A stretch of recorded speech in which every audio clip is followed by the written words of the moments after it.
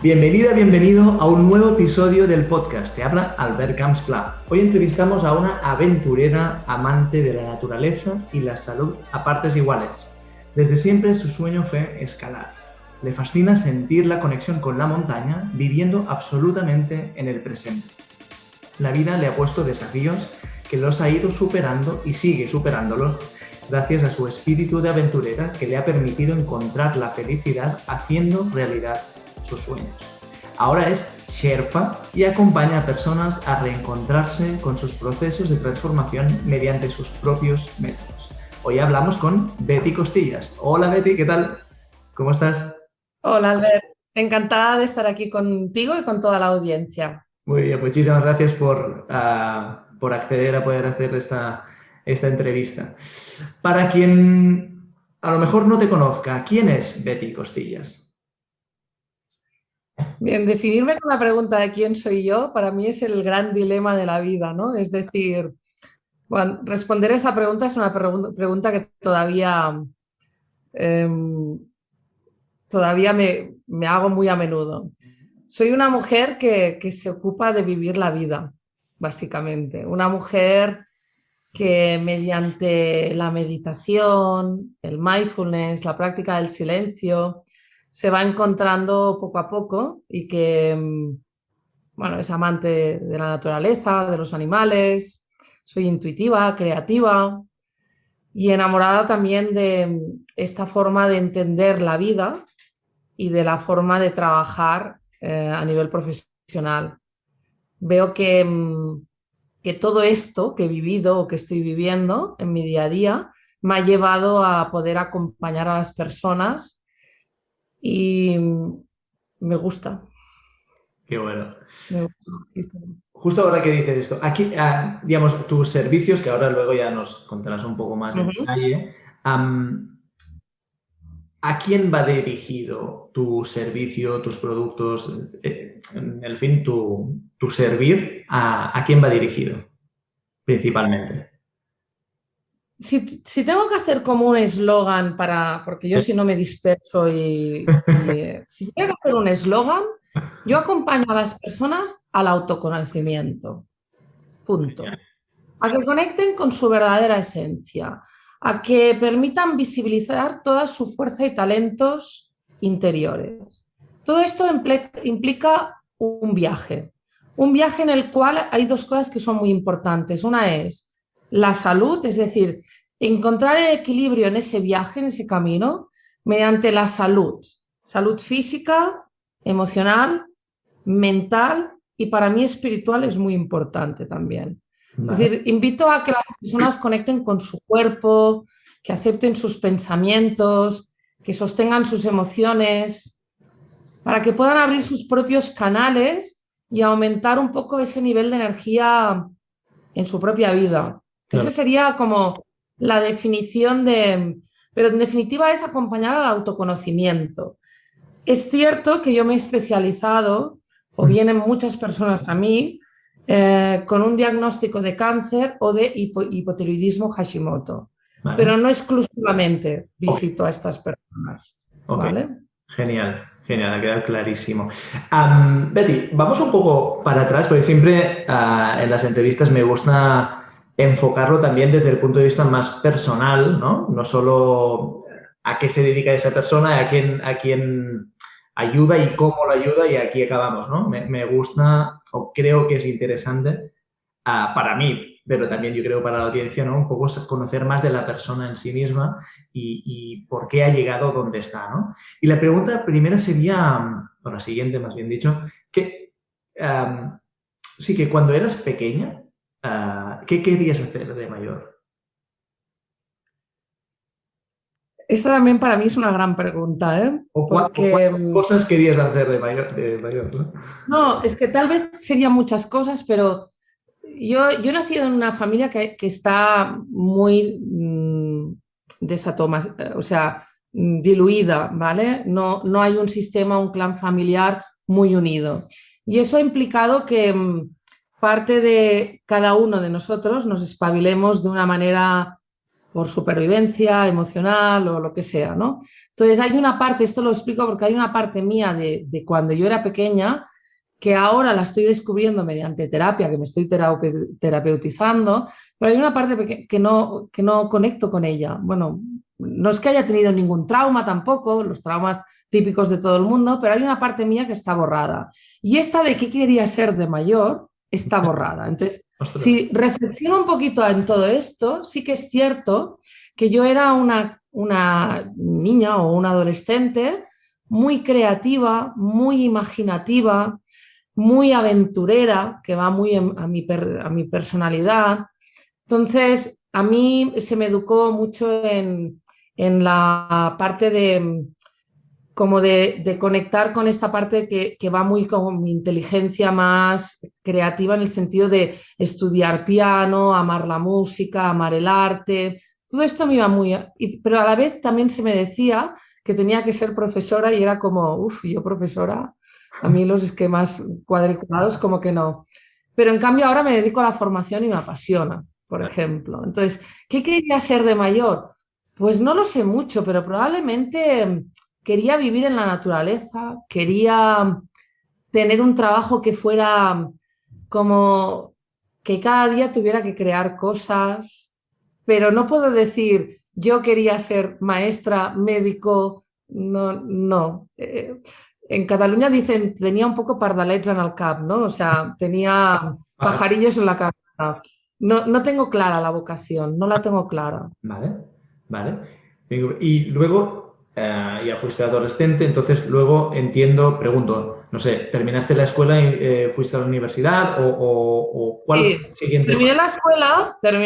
terminé, yo soy de BUP, terminé BUP IPCO y me apunté a Historia del Arte. Yo hice la carrera de Historia del Arte. Para mí, además, Historia del Arte para mí era como ir a la Ágora de los Romanos a debatir, porque aquello era, más o menos la facultad era así. Es decir, hablábamos de filosofía, de ética, no solo, por ejemplo, lo que me permitió la carrera fue cuando estábamos estudiando arte medieval, pues ir a ver todos los castillos de Francia, las catedrales, introducirme en cada historia, porque no solo estudias el monumento, sino estudias todo lo que ocurría en aquel momento. Entonces, para mí, esto era como... Y luego las causas más injustas, que estas son las que yo ahí estaba, que era por qué no habían mujeres pintoras, cómo es que no se estudiaban mujeres escultoras. Ya. Entonces fue ir descubriendo toda esta parte de la estética de lo bello, la estética de lo feo. La carrera a mí me abrió un mundo incluso de arte contemporáneo, de performance, durante un tiempo me dediqué a contratar a payasos ¿Ah, sí? en festivales de payasos y teníamos que ir a ver espectáculos que eran puro arte, eran puro arte. Entonces, ese arte para mí es como contactar con las inteligencias múltiples de la persona, ¿no? Qué bueno. Todo el mundo tenemos creatividad dentro. Totalmente de acuerdo. Mm, Qué bueno. mm. Y vale, estudiaste historia del arte. ¿Y luego qué pasó? ¿Dónde fue a parar, Betty? Bueno, pues luego la salida con historia del arte, hay que a lo mejor ahora aquí algún detractor, pero no son muchas. Estudié historia del arte, hice la tesis doctoral y estas cosas que se hacen. Y entonces tenía dos salidas, o me metía en la universidad que se cobraba muy poquito, sinceramente, y era un trabajo como tenías que tener una familia muy consolidada que realmente pudiera apoyarte y no fue mi caso, entonces pensé, bueno, hay que espabilarse y entonces lo que hice es trabajar en museos y en exposiciones durante 7 años. Muy Durante bien. 7 años pues, descubría jóvenes artistas, gestionaba itinerarios didácticos de diferentes exposiciones, publiqué varios libros a nivel, por ejemplo, de historia oral sobre las colonias industriales. Bueno, hice cosas que me gustaron muchísimo, muchísimo. Descubrí muchas cosas a nivel de cómo ver el mundo, cómo ver Barcelona, cómo ver el arte, cómo ver el arte en todos los sentidos, desde baldosas, hicimos todo un estudio de baldosas en los balcones del siglo XIX de la Barcelona del siglo XIX, hasta circo, ¿vale? Entonces me moví en diferentes contratos, en diferentes instituciones Ajá. durante unos 7 años, hasta que realmente esto yo lo compaginaba con mi gran pasión, que es la naturaleza, Vale. hacer montaña, hacer alpinismo, bueno, poder escalar muchas montañas, y eso requería dinero, hay Claro, que decirlo. claro. Dinero en el sentido de invertir en el material, el viaje, etc. Claro. Y esto es lo que hizo que yo decidiera que dejara un poco el arte, porque Vale. esos trabajos eran muy funambulistas, no me representaban el poder invertir un pasaje de avión para irme a Nepal, por ejemplo. Claro. Y entonces ahí dije, no voy a seguir por aquí, y renuncié. Porque el tema de ser profesora de instituto, tal vez porque me lo decían en casa, era pues basta que te lo digan para que tú digas, no, a esto no me quiero dedicar. Vale. Qué bueno.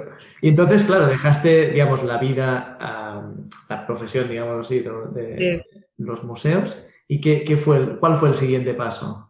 El siguiente paso, yo hice un estudio de mercado dentro de lo poco que yo sabía de qué es lo que da dinero, así de claro, ¿eh? Sin ninguna pasión. Interesante. Entonces, encontré que era ser comercial. Entonces, claro, empecé con comercial de enciclopedias, hola pum pum, vengo a venderle una enciclopedia, y esto fue muy duro, y pensé, esto no voy a durar. Y entonces observé que en mi entorno, mi familia trabajaba dentro de la industria farmacéutica, y existían unos señores o señoras que eran visitadores médicos, que visitaban a los médicos y les decían, pues si este producto o aquello. Y estos tenían un buen sueldo, coche, buenas vacaciones, premios de ventas, y dije, me voy allá. Muy bien. Entonces empecé a enviar muchos currículums. Claro, al principio me dijeron que no en muchas entrevistas, hasta que una empresa me cogió, me formó, y ahí empezó mi carrera dentro de la industria farmacéutica. Pasé por alguna que otra empresa muy pequeñita hasta pasar por varias multinacionales, y aprendí todo lo que es marketing, negociación, productos, venta hospitalaria. Aprendí muchísimo, tanto para bien como para mal, porque es un mundo muy competitivo, es un mundo en el cual tienes mucho dinero, es verdad, pero también compran tu alma, y ahí lo dejo. Los últimos años no fui muy feliz. La industria farmacéutica mueve mucho dinero, y también mueve mucho dinero, hombre, no podría decir que es sucio, pero hay negociaciones un poco extrañas. Y yo estaba metida en muchas de estas negociaciones, y esto no me hacía sentir bien. Eso es lo que hizo que yo decidiera que lo dejaba por esto y por otro motivo, que fue un diagnóstico de cáncer. Y entonces cuando dije, lo dejo todo.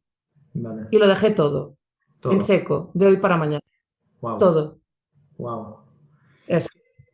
Lo dejé todo para cuidarme y curarme. También porque mi mismo oncólogo, bueno, yo tenía una leucemia, me empezaron a hacer el tratamiento. Vale. Hubo un momento que yo estaba con un nivel de estrés muy grande, porque era un momento en el cual no podía, por ventas, abandonar el trabajo. Y él me puso un libro en la mano, que es La biología de la creencia, de Bruce Lipton. Yo le dije, esto, bueno, sí, está muy bien, las creencias crean pensamientos, creencias, emociones, enfermedades. Le dije, bueno, ya, pero yo, ¿sabes lo que te digo? Que mi vida continúa a este ritmo. Y me dijo, piénsatelo. Wow. Y cuando me dijo esto, me lo leí bien, entendí muy poco del libro, hay que decirlo, me lo tuve que releer. Es bueno. Pero entendí que mi estilo de vida no era el correcto. No quiero decir que no sea correcto estar como comercial, pero que entré en un dilema de vida muy grande, porque tomé conciencia de que iba a morir. Wow. Y de que iba a morir, y que podía estar en el límite de mi vida. Y que tenía que tomar... ¿Lo sentiste así? ¿Esto es así de crudo? Sí, lo sentí así de crudo, si no, no lo diría, ¿eh? Vale. Sí, lo sentí así. Porque... y esto me ocurre muchas veces cuando acompaño a personas que me dicen, ¿sabes lo que pasa cuando me dicen esto? ¿Sabes lo que pasa? Es que no tengo tiempo para... Y tú dices, que no es una cuestión de tiempo, que te han diagnosticado cáncer. Que es que tienes que parar, bajarte del tren y dedicarte a ti. Ya, pero ¿sabes lo que pasa? Que mis hijos, que mi trabajo, que no, que es que ahora te bajas del tren. Y ahí es donde me di cuenta de que yo estaba en ese tren de, ¿sabes lo que pasa? Que es que ahora no puedo darme de baja y es que el oncólogo me dijo, es que no es una opción, es que es una obligación. Ya, ya. Se puedo perder el trabajo y ¿qué? Y ahí es cuando dije, lo voy a dejar yo y lo dejé yo. Wow. Lo dejé sin planificar, ¿eh? Que tampoco nos ha de hacer así, porque Bueno, ahí entró una travesía al desierto mía a 44 años de ahora en que me convierto. Cuando tuve claro, cuando estuve un mes fuera de la industria, me di cuenta del ritmo súper exagerado que llevé a lo largo de 13 años, incluso en mi propia pasión. Es decir, durante el año iba muy estresada, muy suave, pero muy estresada, feliz, pero muy estresada. Y cuando tenía los fines de semana me estresaba también más porque tenía que ascender a tal cima, coger tal avión. vale, No había descanso, no había descanso ahí. Entonces claro. ahí me di cuenta de que mi vida tenía que cambiar, que estaba en un momento muy delicado de mi vida y que, bueno, ahí apareció el miedo, la rabia, Claro, aparecieron muchas cosas. entiendo. Autoconocimiento apareció. Totalmente. Wow. Y si lo sientes, para compartirlo con nosotros, una vez te diagnosticaron la leucemia y paraste el ritmo vertiginoso, ¿no?, que estabas comentando, a partir de ahí, claro, ¿qué pasa por tu cabeza, ¿no? Más allá de, obviamente, vale, llegas a la conclusión, vale, me tengo que cuidar, ¿no? Yo vuelvo a ser, entiendo, mi prioridad en mi vida, ¿no? Pero, ¿cómo, claro, llegar a la conclusión y decírtelo a ti mismo, a ti misma, es un paso importante, pero bueno, a partir de ahí hay que hacerlo, ¿no? ¿Y cómo fue toda esta...? Claro, es que esto tampoco no llegué a esa clarividencia tan rápido, ¿eh? Vale, Llegué a la clarividencia de decir, no puede ser, es decir, esto es grave, hay que... Pero yo estaba en un momento vital en el cual tenía unos conflictos familiares muy fuertes con mi padre, con mi madre, con mi hermano, no formaba parte del sistema, bueno, había aquellas relaciones muy tumultuosas, muy terribles, y entonces decidí ponerme en manos de una terapeuta que realmente poco a poco me acompañó muy bien. a sentir, leucemia es no estar dentro del sistema, es un tema de sangre, ¿vale? Ok, Entonces, yo no me sentía dentro del sistema. Entonces, para sanarme, que no quiere decir que me tuviera que sanar así, pero para sanarme tuve que tratar esta parte emocional de aceptar, de ver pues, qué es lo que estaba pasando en mi familia, qué es lo que claro. estaba pasando conmigo y mi familia. Entonces, todo esto lo fui arreglando poco a poco. Lo fui arreglando poco a poco, que no quiere decir que las relaciones fueran del todo fluidas, pero ya no había esa rabia dentro de mí. Vale. Y eso poco a poco, junto con los tratamientos oncológicos, fue sanándome. Y por el medio, pues yo fui trabajando en pequeñas cosas, ¿vale? Pequeñas cosas que iban combinadas con estudios paralelos. Estudios paralelos de, sé que los oligoelementos van bien, pues voy a estudiar oligoelementos y así me los aplico. Las Vale. flores de Bach van bien, voy a estudiar flores de Bach y me las aplico. La meditación va bien, pues voy a aprender meditación y mindfulness con diferentes maestros y me la aplico. O sea, todo era como voy a ir haciendo una vida de cosas que voy aprendiendo, pero en ese aprender también apareció la Betty infantil de ahora voy a ser dietoterapeuta o ahora voy a ser reflexoterapia, voy a hacer. Y entonces ya ha llegado un momento que mi pareja me decía, bueno, de mayor, ¿qué vas a ser yo? Yo creo que voy a poner una tienda de herboristería. Y él me decía, por favor, Dios mío, yo no te veo despachando, pero con todo el honor de la gente que tiene una tienda, porque Sí, sí, sí. era un reinventarse de una manera, ¿qué quieres realmente? Y Ajá. el qué quieres realmente vino cuando empecé a hacer coaching, como Ujú. terapeutizada, como cliente. Vale. Ahí es cuando empecé a ver que la coach que me guiaba, wow, me estaba llevando a unos caminos que descubría algo dentro de mí que pensaba, wow, esto me mola mucho, ¿no? Es decir, yo puedo aportar todo mi bagaje de la industria farmacéutica, de los estudios que he hecho y crear algo en servicio de las personas. Y esto me apasionó muchísimo. Y entonces me dediqué a estudiar coaching. Muy bien. Todo esto con unos cursos carísimos, ¿eh? O sea, ahí había una inversión de ir dando los ahorros de toda una vida. Pero bueno, yo, no, esto va en serio porque esto es lo mío. Y aquí descubrí que realmente el coaching como acompañamiento es una herramienta muy potente. Unida al mindfulness, a la meditación, es muy potente. Y entonces me vino a visitar un segundo cáncer en el 2015. Cáncer de grado 3 de la mama. Y aquí sí que fue un parón muy en seco, porque era una recidiva, grado 3 ya es un grado bastante elevado. Yo había visitado durante mucho tiempo a oncólogos, por lo tanto, sé, cuando estamos hablando de temas de oncología, sé un poco cuál es la gravedad o sabía un poco el conocimiento de qué es lo que me estaba sucediendo. Vale. Y aquí tuve mucho miedo realmente a morir, Vale. porque no quería morir en el 2015.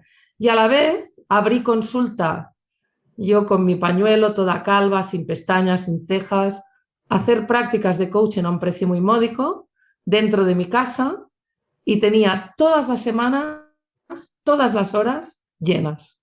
Y yo alucinaba, porque yo pensaba, no puede ser esto. Wow. O sea, gente que quería que la acompañara para diferentes temas de autoestima, y yo pensaba, con la cara que hago como de medio muerta, pero la gente era como, le transmitía una fuerza, no sé, había algo interno en mí, Qué bonito. de un convencimiento de una vida vivida, que hacía que los acompañamientos fueran muy disruptivos, transformadores, y esto realmente fue mi gran experiencia. Es decir, fue como, yo me puedo dedicar a esto. O Y sea, aquí es donde vi una oportunidad de cambio en el cáncer. Es decir, o sea es que esto a lo que me quiero dedicar. no sé si el peor, pero uno de los peores momentos de tu vida, ¿no? Me atrevería a decir, Sí, sí, sí. viste un poco la luz o el camino, no sé cómo decirlo, ¿no? Un poco estando en una situación muy jodida, encontraste Sí, el sí. punto donde no sé. Encontré el propósito sí, el propósito de decir, no sé cómo se va a transformar esto, aunque yo sé que quiero acompañar. No por la satisfacción de colgarte una medalla de, he transformado a esta persona. No, no, no. Porque ocurre algo tan mágico en cada acompañamiento que trasciende a la parte más budista, o sea, no meditas solo por ti, meditas porque si tú te transformas en bodhicitta, en un ser iluminado, iluminas la tierra, despiertas conciencias. Entonces, no solo es en beneficio tuyo, sino en beneficio de todos los seres. Cada consulta no solo era en beneficio mío, era en beneficio de ese ser y su sistema. Porque si esa persona está bien dentro de su familia. Y en el momento de más oscuridad en mi vida, se produce como esa conexión de no sé qué forma le daré, pero yo me voy a dedicar a esto. Wow. Potente, ¿eh? Sí, sí, sí, es que yo lo recuerdo y recuerdo aún todavía de vez en cuando llamo a las personas que confiaron en mí al principio, porque algunas ahora ya se han transformado en amigas, y a veces no les digo nada, ¿no? Pero me emociona que confiaran en mí en temas a veces algunos triviales, no sé, no me entiendo con mi jefe o me quiero separar de mi pareja, bueno, no son triviales, pero que no son temas de vida o muerte. Y confiaran en mí que yo tenía un aspecto de poca salud y sí, ahí encontraron fuerza y yo encontré fuerza en ello también, porque era un motivo a sentir una motivación más allá de un diagnóstico. Claro. Me daba cuenta de que yo era mucho más que una etiqueta de cáncer. Claro. Que lo que hay está dentro de ti, ¿no? Y mezclado con un cóctel molotov de tener miedo a morir, de dolor, porque había dolor ahí, mucho dolor diario. Supongo. Entonces es como una reinvención basada en tu propia experiencia, ¿no? Personal. Qué bueno. Que de algún modo, no sé si fue en un momento concreto, pero tal como lo cuentas, parece como que de golpe todo tenía sentido, ¿no? Y le encontraste un porqué a todo, ¿no? No sé, parece, ¿eh? Como lo comentas. Sí, totalmente, incluso porque yo siempre esto me he planteado la cantidad de cursos y formaciones que he hecho, que si reflexoterapia, que si no sé qué, que si no sé cuánto. Pensaba, "Buah, si hubiera sido como más lineal, hubiera ido mejor". Pues no, porque también, ahora por ejemplo, hombre, si estoy haciendo coaching, no soy conductual, pero si estoy en una experiencia, soy capaz de decirte, si te pones este aroma, a lo mejor este aceite esencial puede ayudarte, ¿no? Claro. Entonces, de ahí estoy rescatando algo de mi formación. Utilizo muchísimo la música porque hice mucho tema toqué el piano durante muchos años, mucho tema de arte, utilizo mucho tema de arte terapia. Entonces, siempre rescatas algo que has vivido o experienciado Vale, para poder hacer que la persona conecte con algo generativo. vale, vale. Una vez empezaste, o sea, tuviste este momento, ¿no? De que tuviste estas primeras personas que confiaron en ti y a partir decidiste tirar millas, por decirlo de alguna forma. Y ahora, ¿cómo ayudas a las personas que te conocen o que de algún modo oyen de ti y se acercan a ti? ¿Cómo les ayudas? ¿Qué procesos haces? ¿Qué formas tienen las personas de beneficiarse de tu servicio, digamos así? A ver, yo cuando acompaño, porque normalmente ayudo poco, porque ayudar es, yo estoy en un sitio superior y yo te ayudo que estás en un inferior. No, yo te Vale. acompaño, para mí es algo que es una puntualización, pero No, no, porque a gracias. veces vienen a que les ayudes y es, no, yo no te voy a ayudar, te voy a acompañar, ¿no?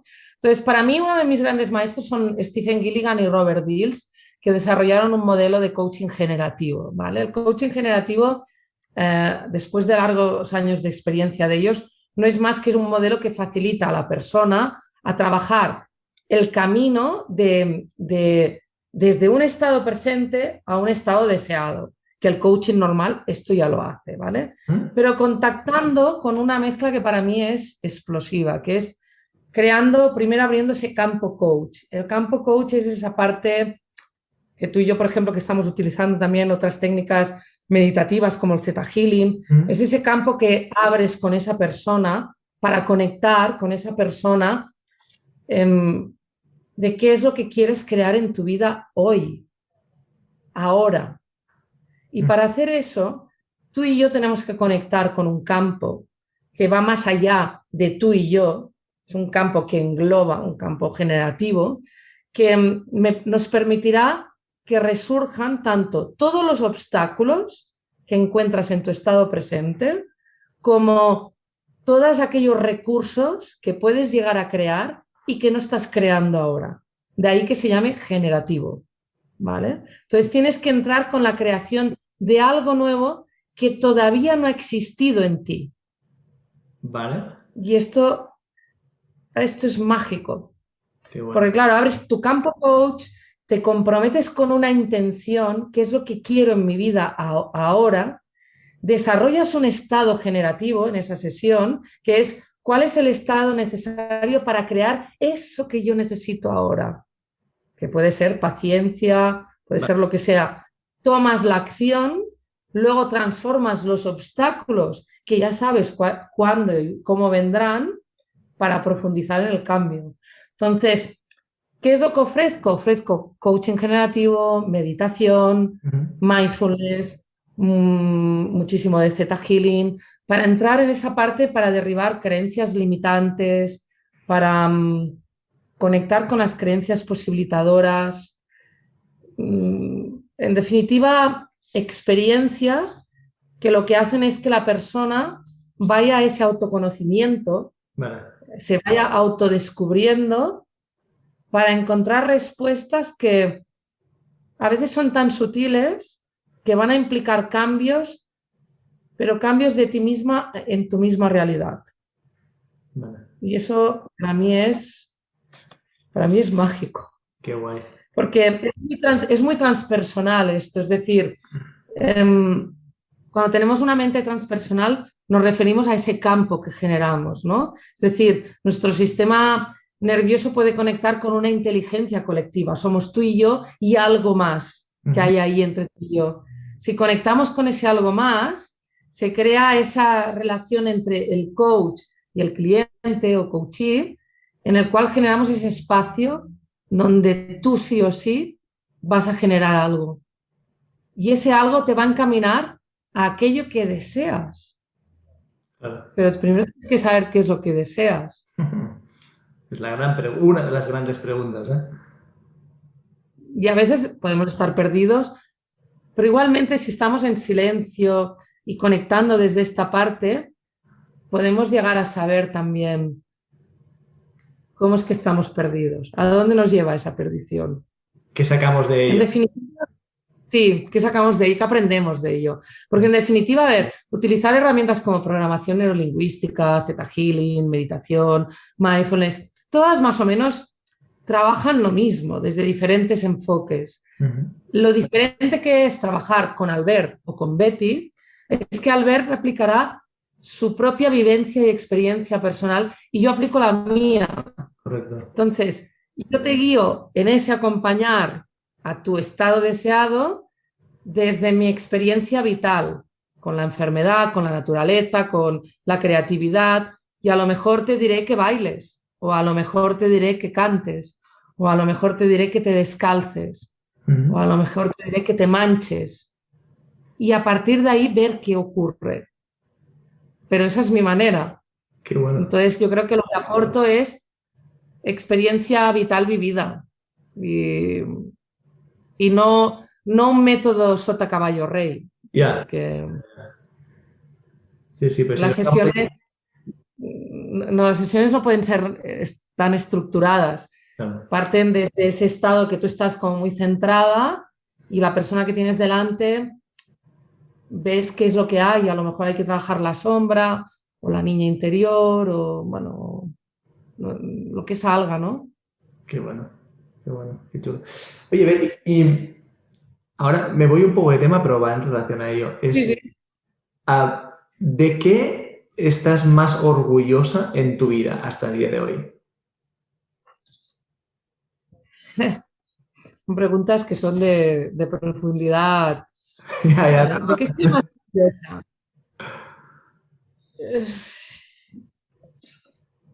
A mis 54 años de haberme convertido en la mujer que soy ahora. Muy bien, muy bien. Una mujer que conecta con su sabiduría interior, que tiene una guerra interna, a veces con tormenta y todo, pero que es honesta, que soy honesta conmigo misma, que tengo claridad, aunque a veces en mis tormentas sé sostenerlas, ¿no? Entonces, convertirme en esta persona que sé sostener estas tormentas internas es saber aceptar que soy esto y esto. Y en este equilibrio ahora empiezo a saborearlo. Entonces, estoy orgullosa en lo que me estoy convirtiendo día a día. Muy bien, qué bonito. ¿Y qué consejo le darías a aquellas personas que nos están viendo o nos están escuchando y que tal vez sienten un vacío total o parcial, ¿no? Un poco de pérdida de dirección, de guía en su vida, pero que de algún modo no pueden salir de ahí o creen que no pueden salir de ahí o no se atreven? ¿Qué les dirías? Mira, yo en esto soy muy conductual, pero mucho, ¿vale? Primero de todo, invitaría a la reflexión para mí de Steve Jobs, por ejemplo, que cuando dijo que el tiempo es limitado, ¿vale? Así que no lo desperdicies, ¿vale? No desperdicies el tiempo viviendo la vida de otra persona, vive la tuya. Y cuando dices esto a una persona, la persona te dice, ya, pero, ¿sabes? Es que, y aquí ya el predicado es enorme. Si estás en un momento que es una encrucijada, déjate guiar. Déjate guiar por alguien. escoge un terapeuta, un meditador, un maestro, un coach, un psicólogo, déjate guiar. No pasa nada de vez en cuando ir a hacer chapa y pintura. Cuidamos más nuestro coche que no nuestra vida. Cada año llevamos el coche a revisión, a pasar la ITV, pero a que le cambien las ruedas, a que no sé qué. Pero claro, vale 40.000 euros o vale... ¿Y tu vida? O sea, ¿por qué no vamos de vez en cuando? Yo me terapeutizo, bueno, tengo mis terapeutas de cabecera y de vez en cuando paso por allí. Claro. Pero no porque tenga que estar loca ni nada, no, porque hay dificultades que a veces la sombra te ofusca tanto que no ves ni el horizonte. Y yo le diría esto a una persona que está muy ofuscada: el tiempo es limitado, dedícate a vivir tu vida, pero para vivir tu vida necesitas que alguien también te acompañe. Claro. Déjate acompañar para descubrirte.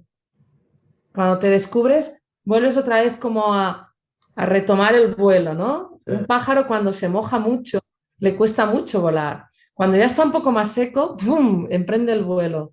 Entonces, si la naturaleza es sabia, aplícate la naturaleza en ti. Qué bueno.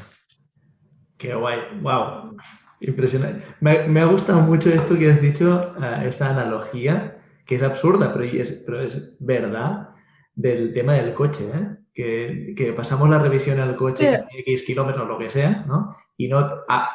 pero hay gente que sí, ¿eh? Que se hace su autorrevisión, pero pues sí que es verdad que está muy extendido el hecho de no cuidarnos a nivel mental, emocional e espiritual. Poca gente conoces que el coche no lo limpie una vez al mes, como mínimo. Ya sea en un túnel de lavado o ella misma lo limpia, lo aspira. ¿Por qué? Porque es un bien que vale mucho dinero y entonces, pues que tenga barro, que se... No, lo puedes llevar así un mes, pero luego lo vas limpiando y manteniendo. Sí, sí. Y le miras el agua, el aceite, si haces un viaje de largo kilometraje. ¿Y tu vida? Sí, sí, sí. Es que ¿cuántas veces te paras a ver cómo está yendo ahora? Y además, en una relación de pareja, si llevas tiempo conviviendo, es muy importante hacer esto, por ejemplo, o en tu profesión, para saber si estás alineada o qué es lo que hay aquí dentro. Y esto no te lo puedes preguntar tú, te lo tiene que preguntar otro. Yeah. Sí, O sea, ahí te tiene que llevar, porque hay sitios que el terapeuta, el coach o el maestro, quien sea, la persona que te guía, te va a llevar. Yo te voy a llevar, si como Sherpa te voy a llevar a la montaña lloviendo. No te voy a llevar cuando hace sol. claro. Te voy a llevar a la lluvia. Y entonces te voy a demostrar que aunque llueva, podemos hacer cima y nos lo pasaremos bien y nos haremos fotos. Pero en esa lluvia tienes que ver, es como contemplar un paisaje quemado. Tú ves un paisaje quemado y no dices, menuda mierda. No, lo que te fijarás es, ay, mira, hay árboles que están empezando a brotar. Ajá. ¡Wow! ¿Te fijas en lo bonito? Pues eso es lo que tenemos que hacer. Entonces, una persona que está en un momento crítico, bueno, clarísimo. ¿Qué esperas? ¿Que baje el Espíritu Santo y te lo cambie? No. Ponte en manos de alguien. Pero para hacer eso hay que conectar con la vulnerabilidad. Estoy pasando un momento chungo y me tengo que dejar caer un poco. Y chungo no quiere decir llorar por las esquinas, no, quiere decir estoy pasando un momento que tengo pensamientos rumiantes, que la cosa no va del todo bien. Entonces me pongo en manos de alguien que a lo mejor abrirá esa puerta que yo no quiero abrir, ¿no? Claro, claro. Qué bueno. Qué bonito. Betty, ya por último, y te dejo en paz. ¿Dónde podemos encontrarte? Cualquier persona que nos esté viendo o escuchando que le haya llegado muy profundo aquí todo esto que estás compartiendo, que seguro que serán muchas personas, ¿dónde te pueden encontrar?